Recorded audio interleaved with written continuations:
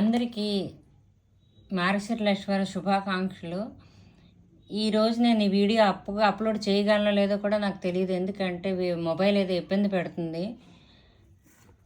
ఏమైందంటే చూడండి, ఈ ఒక్క క్యాజు బర్ఫీ వల్ల వచ్చిన సమస్యలు ఇవి. అది జీడిపప్పు చాలా మంచి వస్తువే, పాలు, నాకు తెలిసి జీడిపప్పు, పంచదార పాకం తీసి చేస్తారో ఏంటో నాకు ప్రాసెసింగ్ కరెక్ట్గా తెలీదు, కానీ ఈ రెండు పడతాయి. పంచదార నుంచి వచ్చిన సమస్యలు ఇవి. దానికంటే కొంచెం మెరుగు ముందు వీడియోలో నేను చెప్పాను.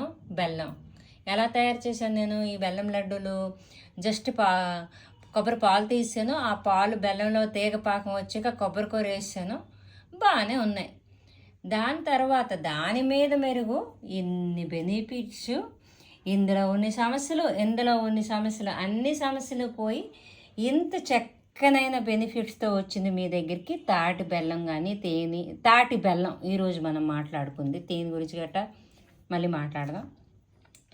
అయితే ఈ తాటి బెల్లం సేమ్ ఇవి ఎలాగైతే నేను చేశానో సేమ్ అలాగే చేశాను.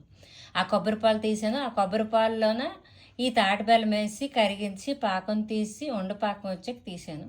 అవి చాలా బాగుంది టేస్ట్ కూడా.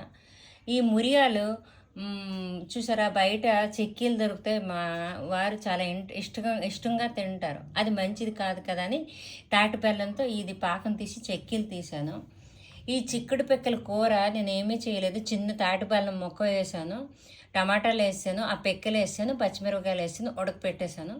ఉడకపెట్టేసిన తర్వాత దించేసిన తర్వాత అతని గురించి కొంచెం మసాలా కూడా ఉప్పు వేసాను, కారం కావాలి కాబట్టి నేను అవి లేకుండా తిన్నాను. ఇవి సామల పాయసం అండి, తెల్లవారి అమ్మవారికి చేసింది. రెండు ఆనవాయితీ ప్రకారంగా 2 బియ్యం గింజలు వేసాను. పాలు బాగా మరుగుతున్నప్పుడు సాంబియ్యం వేసిన తర్వాత దించే ముందు పాల్లో ఎండు ఖర్జూరు నానేసినవి మిక్సీ చేసి అందులో కలిపాను. దాని బదులు తాటి బెల్లం వేసుకోవచ్చు, హనీ వేసుకోవచ్చు, చెరుకు రసంతో కూడా చేసుకోవచ్చు. తాటి బెల్లంతో తినే వస్తువులు ఈ రెసిపీస్తో ఇంత సరదాగా ఉండొచ్చు. డబ్బులు ఇస్తే ఫటాఫట్ కాజా బర్ఫీ దొరుకుతుంది, దానివల్ల ఇన్ని బాధలు కొనుక్కోవచ్చు. ఏదాని హోమ్ మేడే కాబట్టి దీని మీద ఇది నయం అనమాట. నా ఒక్క ఒపీనియన్ ప్రకారంగా నాకు నచ్చిన బెనిఫిట్, నాకు నచ్చింది తాటి బెల్లంతో చేసుకుంది. అలాగే చిరునవ్వుతో ఉండొచ్చు. తిన్నప్పుడు ఇవి చాలా చిరునవ్వుతో ఉంటాం, తర్వాత కొంచెం బాధపడతాం. ఒకదాని మీద ఒకటి బెటర్ నా ఒపీనియన్ ప్రకారంగా. మీ అందరికీ హ్యాపీ మార్గశిరలక్ష్మి అండి. ఈ స్పెషల్ రెసిపీస్తో ఉంటానండి.